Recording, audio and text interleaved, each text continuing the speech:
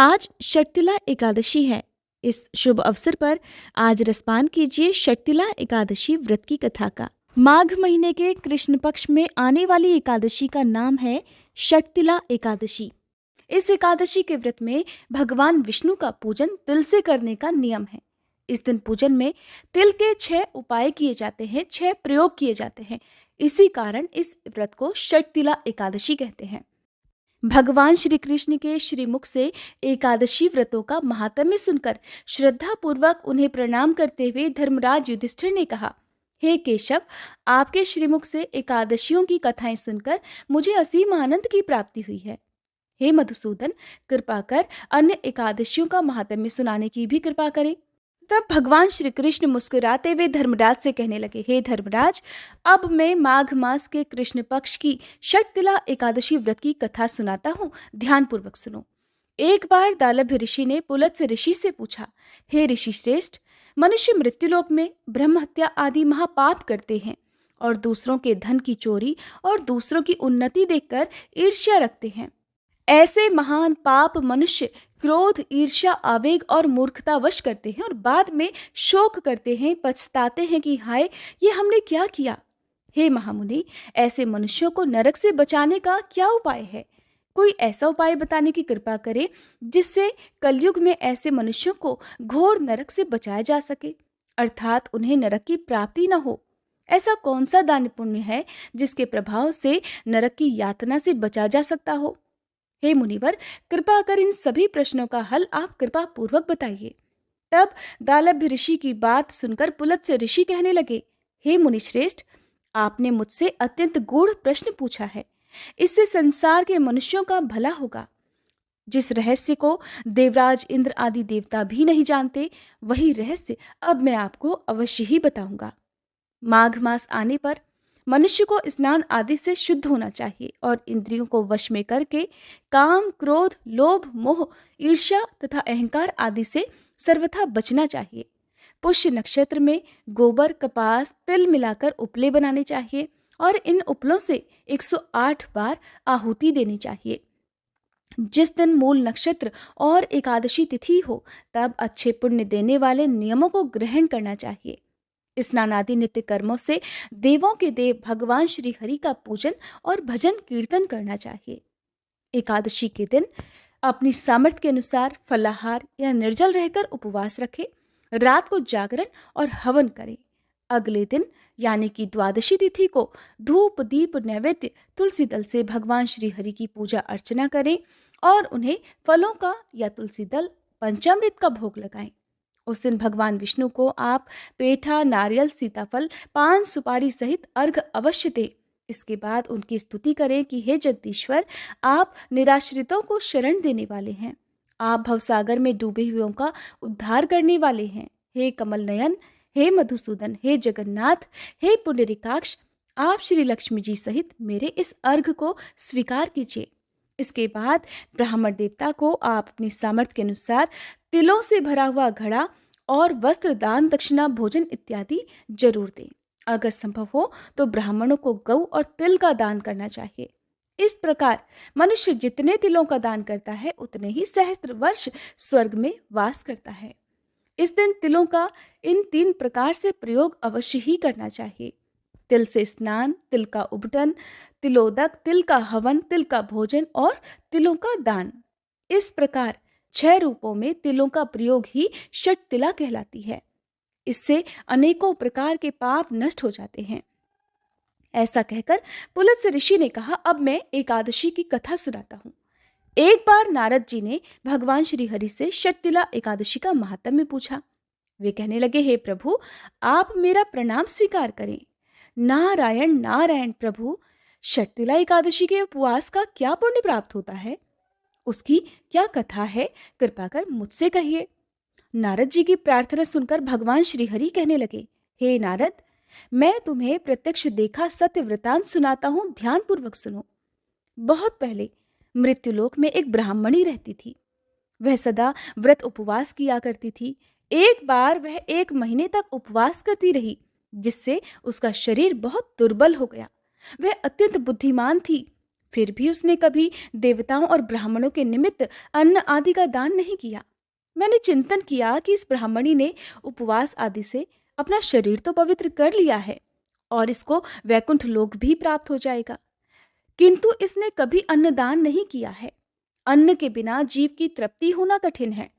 ऐसा चिंतन कर मैं मृत्युलोक में गया और उस ब्राह्मणी से अन्न की भिक्षा मांगी, जिस पर ब्राह्मणी कहने लगी, हे योगीराज, आप यहाँ किस लिए पधारे हैं? तब मैंने कहा कि हे देवी, मुझे भिक्षा चाहिए। इस पर उसने मुझे एक मिट्टी का टुकड़ा उठाकर दे दिया। मैं उस मिट्टी के टुकड़े अर्थात पिंड को लेकर ही स्वर्गलोक को लौट आया। कुछ समय बीतने पर वह ब्राह्मणी शरीर त्याग कर स्वर्गलोक को आई। मिट्टी के पिंड के प्रभाव से उसे उस जगह एक आम वृक्ष सहित कुटिया मिल गई, किंतु उसने अपने उस कुटिया अर्थात उस घर को अन्य सभी वस्तुओं से खाली पाया, जिससे वह घबराकर मेरे पास आई और बोली, हे प्रभु, मैंने तो अनेकों व्रत आदि से सदा आपका पूजन किया, किंतु फिर भी मेरा घर अन्य वस्तुओं से खाली है, इसका क्या कारण है? तब मैंने उससे कहा कि हे ब्राह्मणी, तुम अपने घर जाओ और जब देव स्त्रियां तुम्हें देखने आए तब तुम उनसे शर्तिला एकादशी व्रत का महात्म्य और उसका विधान पूछना। जब तक वह ना बताएं तब तक द्वार मत खोलना। प्रभु के ऐसे वचन सुनकर वह अपने घर गई और जब देव स्त्रियां आई और उससे द्वार खोलने के लिए कहने लगी, तब ब्राह्मणी ने कहा, अगर आप मुझे देखने आई हैं तो पहले मुझे शर्तिला एकादशी का महात्म्य बताइए। तब उनमें से एक देव स्त्री ने कहा, यदि तुम्हारी ऐसी ही इच्छा है तो ध्यानपूर्वक सुनो, मैं तुमसे एकादशी व्रत और उसका महात्म्य विधान सहित बताती हूँ। जब उस देव स्त्री ने शर्तिला एकादशी का महात्म्य सुना दिया तब उस ब्राह्मणी ने भी द्वार खोल दिया। देव स्त्रियों ने ब्राह्मणी को सभी स्त्रियों से अलग पाया। उस ब्राह्मणी ने देव स्त्रियों के कहे अनुसार फिर शर्तिला एकादशी का उपवास किया, जिसके पुण्य प्रभाव से उसका घर भी धन धान्य से भर गया। अतः हे धर्मराज, मनुष्यों को अज्ञान को त्याग कर शर्तिला एकादशी का उपवास अवश्य ही करना चाहिए। इस एकादशी व्रत को करने वाले को जन्म जन्म की निरोगता प्राप्त हो जाती है। इस उपवास से मनुष्य के सभी पाप नष्ट हो जाते हैं। इस दिन व्रत रखने से जहाँ शारीरिक पवित्रता और निरोगता प्राप्त होती है, वहीं अन्न तिल आदि का दान करने से धन धान्य में बढ़ोतरी होती है। इससे ये भी सिद्ध होता है कि मनुष्य अपने जीवन में जो जो और जिस जिस वस्तु का दान करता है, शरीर त्यागने के बाद उसे फल भी वैसा ही प्राप्त होता है। इसलिए धार्मिक कार्यों के साथ साथ हमें दान पुण्य जैसे कर्म अवश्य ही करने चाहिए। अब सुनिए 11 माता की कथा, जो कि एकादशी व्रत में जरूर पढ़नी या सुननी चाहिए। पौराणिक कथा के अनुसार सतयुग में मुर नाम का दैत्य उत्पन्न हुआ। वह बड़ा बलवान और भयानक था। उस प्रचंड दैत्य ने देवराज इंद्र, आदित्य, वसु, वायु, अग्नि आदि सभी देवताओं को पराजित कर भगा दिया। तब देवराज इंद्र सहित सभी देवताओं ने भयभीत होकर भगवान शिव से सारा वृतांत कहा और देवतागण कहने लगे कि हे कैलाशपति, मुर दैत्य से भयभीत होकर हम सभी देवतागण मृत्युलोक में फिर रहे हैं। हे महादेव, हम सभी पर बड़ा भारी संकट आन पड़ा है, कृपया हमारी रक्षा कीजिए। देवतागणों की बात सुनकर तब भगवान शिव इस प्रकार बोले, हे देवताओं, तीनों लोकों के स्वामी, भक्तों के दुखों का नाश करने वाले भगवान विष्णु की शरण में जाओ, वे ही तुम्हारे दुखों को दूर कर सकते हैं। महादेव के ऐसे वचन सुनकर सभी देवता क्षीर सागर में पहुंचे। वहां भगवान को शयन करते देख हाथ जोड़कर उनकी स्तुति करने लगे। स्तुति करते हुए देवतागण इस प्रकार कहने लगे, हे देवताओं द्वारा स्तुति करने योग्य परम प्रिय प्रभु, आपको बारंबार नमस्कार है। देवताओं की रक्षा करने वाले मधुसूदन, आपको हमारा नमस्कार है। कृपया आप हमारी रक्षा करें। दैत्यों से भयभीत होकर हम सब इस समय आपकी शरण में हैं। देवराज इंद्र सहित देवताओं के ऐसे वचन सुनकर भगवान विष्णु कहने लगे, हे इंद्र, ऐसा मायावी दैत्य कौन है जिसने सभी देवताओं को जीत लिया है? उसका नाम क्या है? उसमें कितना बल है और वह किसके आश्रम में है? उसका स्थान कहाँ है? ये सब मुझसे बताओ। भगवान के ऐसे वचन सुनकर देवराज इंद्र कहने लगे, हे प्रभु, प्राचीन समय में नाड़ीजंघ नाम का एक राक्षस था। उसके महापराक्रमी और लोक विख्यात मुर्द नाम का एक पुत्र हुआ। उसकी चंद्रावती नाम की नगरी है। उसी ने सब देवतागणों को स्वर्ग से निकालकर इस समय वहां अपना आधिपत्य जमा लिया है। उसने इंद्र, अग्नि, वरुण, यम, वायु आदि सभी देवताओं को उनके अधिकार से वंचित कर दिया है। हे प्रभु, उस दैत्य का अत्याचार तो इतना अधिक बढ़ चुका है कि वह स्वयं ही सूर्य बनकर प्रकाश करता है, स्वयं ही मेघ बन बैठा है और सबसे अजेय हो गया है।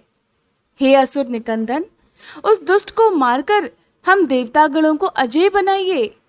ऐसे वचन सुनकर भगवान ने कहा, हे देवताओं, परेशान ना हो, मैं शीघ्र ही उसका संहार करूंगा। तुम सब इस समय चंद्रावती नगरी में जाओ। इस प्रकार कहकर भगवान विष्णु सहित सभी देवताओं ने चंद्रावती नगरी की ओर प्रस्थान किया। उस समय दैत्य मुर सेना सहित युद्ध भूमि में गरज रहा था। उसकी भयानक गर्जना सुनकर सभी देवतागण भय के मारे चारों दिशाओं में भागने लगे। जब स्वयं भगवान विष्णु रणभूमि में आए तो दैत्य उन पर भी अस्त्र शस्त्र आयुध लेकर दौड़े। भगवान ने तब उन्हें सर्प के समान अपने बाणों से बींध डाला। बहुत सारे दैत्य इस प्रकार मारे गए, केवल मुर बचा रहा।